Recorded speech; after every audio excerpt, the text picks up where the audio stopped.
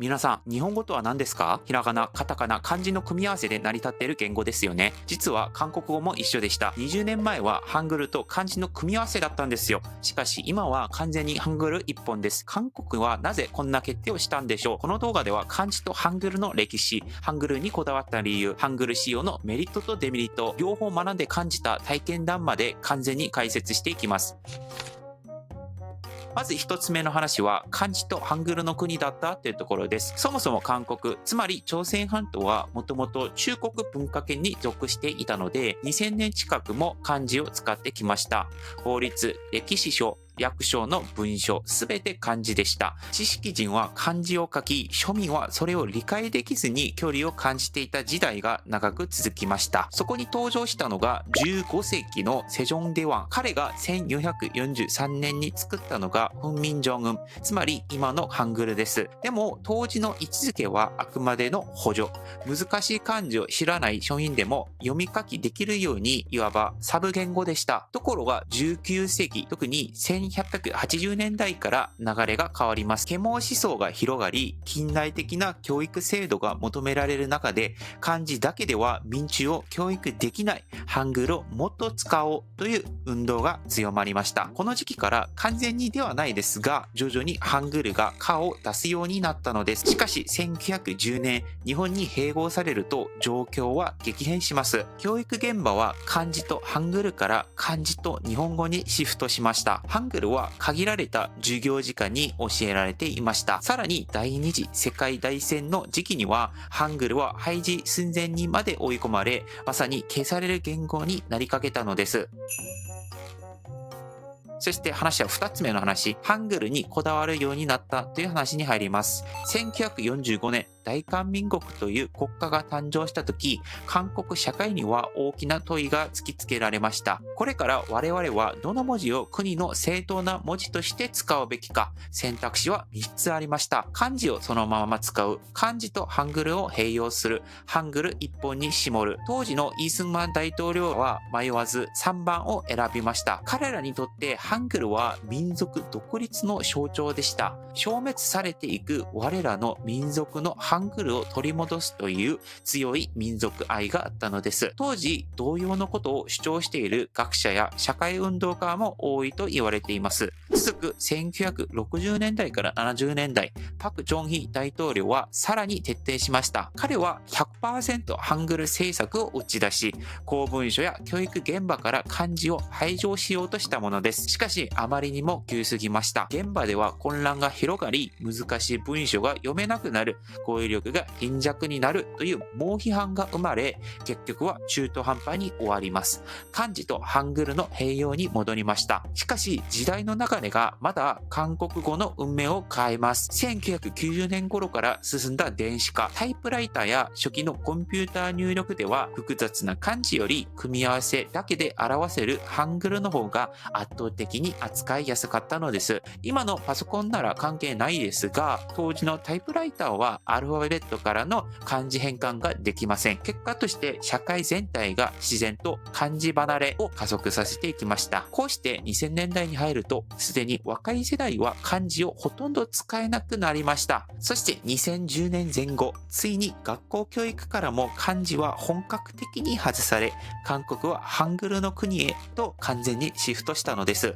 民族主義から始まり、急進的なハングル政策、そして時代の技術限界に追い込まれるまで、ハングルが韓国の唯一の文字として定着した、このような歴史の流れに飲み込まれてしまった背景が存在しているのです。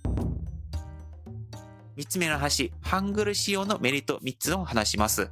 まず1つ目は、学習のスピードが圧倒的に速いというところです。漢字は一文字一文字が絵のように複雑で、覚えるのに時間がかかります。ハングルはたった30文字程度の組み合わせだけで読む、理解する、話すことができます。戦後の韓国を考えてみてください。韓国人全員に漢字を教育させる準備ができていませんでしたが、ハングルなら数ヶ月で誰でも読み書きができるようになる。これは識字率を爆発的に高め、急速に近代化していく基盤になりました。2つ目のメリット、表記がシンプルでスピードが出るということです。ハングルは母音と子音を組み合わせて一目でわかるブロック体、直感的に読めるし、手で書いても早い。タイプライターやスマホでも漢字変換に悩む必要がありません。3番目のメリット、誰でも同じスタートラインに立てるということです。漢字社会では知識人と庶民の間に大きな壁がありました。しかしハングルは農村の子供でもすぐに学べる。難しい専門書や新聞でもとりあえず入り口までは読めるようになる。つまり教育の公平性を担保できたのです。4番目の話、ハングルの使用のデメリット3つを話していきます。まず1つ目、漢字語を無視してしまったというところです。韓国語の7割近くは実は漢字由来の単語です。ところが文字がハングルだけになると、見た目から語源や意味を直感的に理解することが難しくなります。例えば漢字で教育、教授、教養と書けば一目で違いがわかりますよね。2つ目、同音異義語が判別しづらいです。韓国は同じ発音を持つ単語が非常に多い言語です。孫という発音だけで性別の性、お城の城、生命の生、成立の生、星の星など数十個の意味があります。ハングルだけだと文脈に頼るしかなく、誤解や混乱を招くケースも少なくありません。3つ目、語彙力が限定され、抽象概念に弱くなります。漢字が使えないと難しい単語や抽象的な言葉の理解が遅れます。例えば、哲学、経済、文明といった言葉を韓国人の多くはただのハングルの音のブロックとして覚えてしまう。漢字表記がないため、単語の意味を推測する力が育たず、丸暗記に頼る学習になりがちです。実際、韓国語が大好きで、ハーバード大学言語学博士のロス・キング教授もこのように指摘しています。韓国語を上達するには、または教養のある韓国語を使うには漢字を勉強しなければならないと言っています。つまりハングル一本化は読みやすさ、スピードという爆発的なメリットをもたらす一方で、深い理解や合意の広がりを犠牲にしたのです。このコントラストこそが日本と韓国の言語文化の分かれ道を鮮明に映し出しています。最後に僕自身の経験談を話します。僕が小学生の時、学校の授業や勉強の時は 100% ハングルでした。漢字は家でちょっとしか学びませんでした。つまり僕にとって漢字はほぼ知らないに近い存在だったのです。それでも日常生活で困ることはありませんでした。看板も教科書も全てがハングルで理解できる。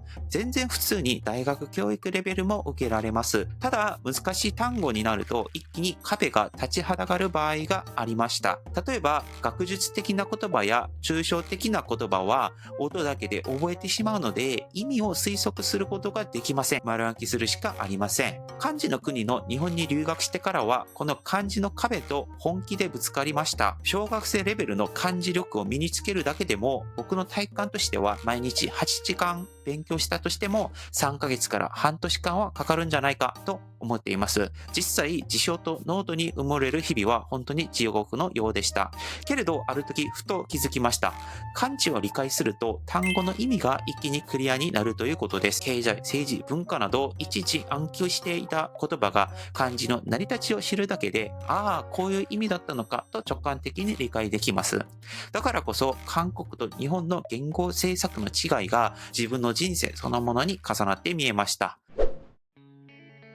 一番重要な話をします。言語というのはただの道具だと思っています。僕たちの思考を示し、感情を伝えるためのツールですよね。しかし同時にそれは民族の歴史や文化、誇りを背負った旗でもあります。実用論だけでは解決できない難しい問題です。一方、AI と翻訳の技術は日々発展しています。実際、この動画にもボタン一つで韓国語字幕をつけています。そして体感で7割程度はちゃんとした字幕が出ているんです。言葉の壁というものはどんどん薄れていっているのです。僕は時々想像します。